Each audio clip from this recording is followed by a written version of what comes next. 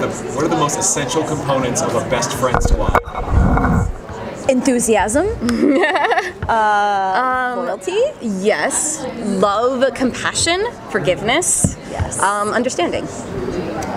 But you have to have like one rallying force. Like you have to have one person that's like, we're just gonna name it the best friend squad. So everyone else can be like, that's stupid. But okay, yeah, you need a bow. That's what you need in the best friend squad. Well, so what's it like seeing like the fan reaction after season 1 and now like ramping up to season 2? Especially like you came from fandom, fan art, the Ginger Haze days. Oh my God, that's a name I haven't heard in a long time. Like, what's it like seeing that now as like a creator and being a part of all of that? It's amazing. I mean, I think the biggest, it's like, making a show is like, it's so much delayed gratification because we've been working on it for so long. And then to see it come out and see people respond to it and being like, they're getting it. They're like picking up the stuff that we were weaving in. They understand it. And of course, like, that's just, hopefully that's us doing our jobs well. But like, it's also, it just is amazing seeing people kind of, and taking away things that are a surprise as well.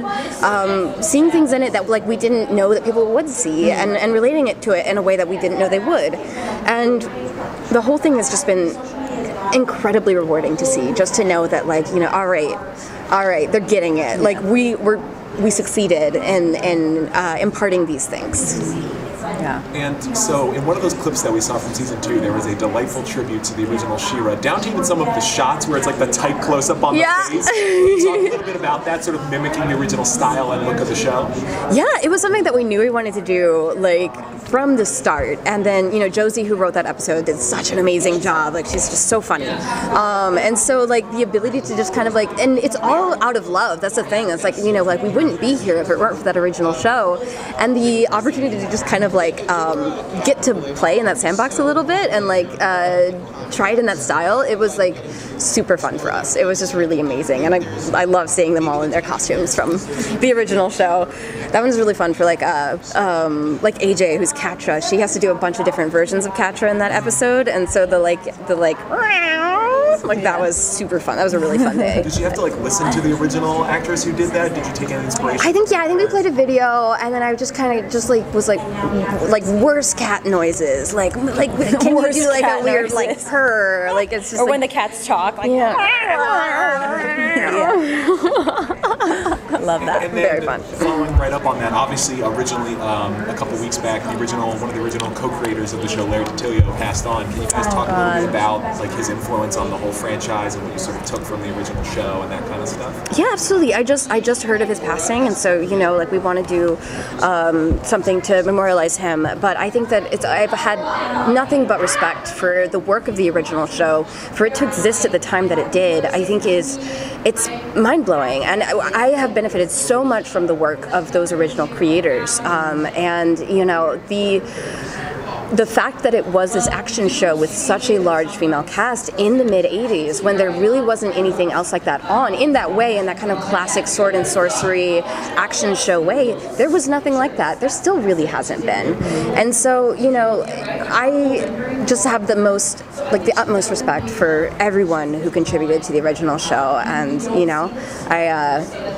we definitely want to pay our respects to them. And also, I think, like any great piece of art, it has to speak to the times, and that show did what it was meant to do, and it took us so many steps further than we were. And the hope, I think, is to reimagine the story in a way that moves us forward a few more steps, and then who knows, maybe down the line somebody else will pick up the rest of it and continue to move forward. So, nothing but respect for my president with this show, with the original show, because without it, we would not have jobs and we wouldn't be here. So it's about like carrying the torch, I think. Yeah, where it's like totally. I feel that the torch has been passed to us, and that we get to bring this fantasy to a whole new generation of young girls, and that's really exciting. Yeah.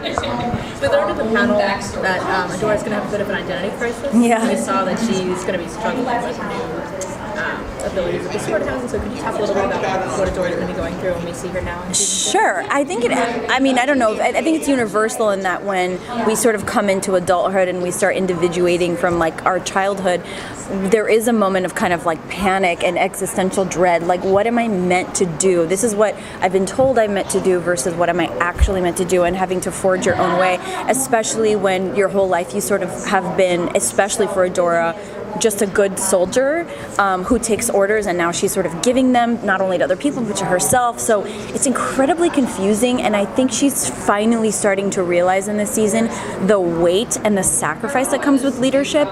And because not that it was a cakewalk in the first season, but like there is something to like the newly found power. There's something to that, and now it's like that is starting to fade, and it's more like, oh wait, this is actually like an incredibly difficult thing and a huge responsibility. Yeah. I think it's about the responsibility that comes with power, and that comes with privilege in some way. Like Adora is put into this role where she's supposed to be the savior of the world, and that comes at a huge price. So much of the show is about exploring that. Like it's not about the like. At first, she might be pretty excited that she can smash a boulder to pieces with her sword, and then it's like, oh no, but I don't want to hurt people. I don't want to cause harm. Like, how can I control this?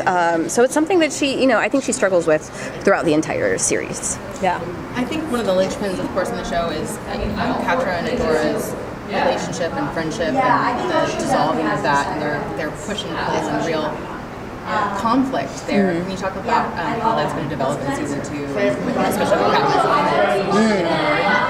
I mean, I can only speak for like my takeaways from this season. I think it just deepens and gets so much more complicated. I think you don't have to live in this world to understand like the difficulty of having to let a friend go, or having to go through a change in a relationship where, before they could do no wrong, and now they're like kind of only doing wrong, and you want to be close to them because you're connected to them, but at the same time it's like, I can't watch you drown and also take me with you, and that's like a very painful part of the story, and it only gets worse. You know what I mean? But it does evolve, and it doesn't always stay at the bottom, but it's a back and forth. Yeah, and I think, like Adora is struggling with, like she realized in the last season that Catra actually very explicitly blamed her for what happened to Catra. The path that she's gone on, developing as a villain, the difficulties that she's been through, she specifically identified Adora as the cause of those.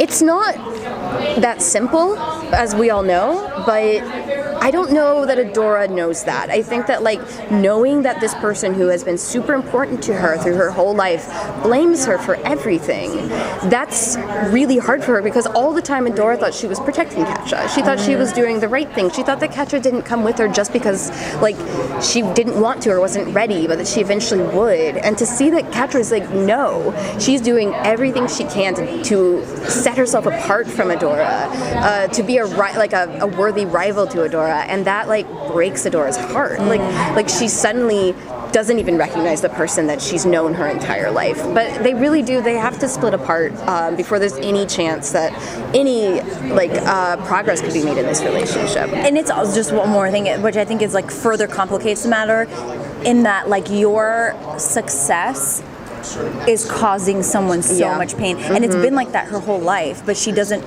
Catra's never said, you know what I mean? And so it's like, God, like my whole existence is like causing someone so much pain, and that sucks. I know, and I think that it's also Catra's the type who's like, yeah, whatever, I don't even care. Right. While caring the most of anyone in the world. That's why I thought she was a Pisces. But then Adora's like, if Catra's like, I don't even care, Adora's like, yeah, okay, I guess she takes her word. Yeah, she takes her to word. Yes, I totally feel that. There's a lot going on. There's like they need to go to therapy. They just need to figure it out. They do. Just talk to each other. Just talk about your feelings. Totally. Some amazing cosplay. I know you guys are.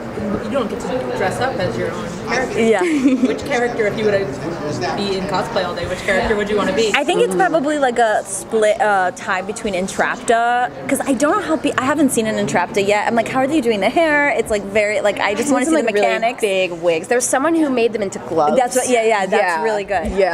That, and then Glimmer is just like everything I wanted to be and look like when I was growing up, like purple hair, but also sparkly, and also like wings. I had like considered for a time in the early 2000s getting like little wing tattoos on the back of my my shoulder blades. God. Thankfully, I didn't do it, but like, you know, that I think it would have to be like a tie between them. Oh my god, that'd be amazing. Yeah, I'd love that. Wrap up.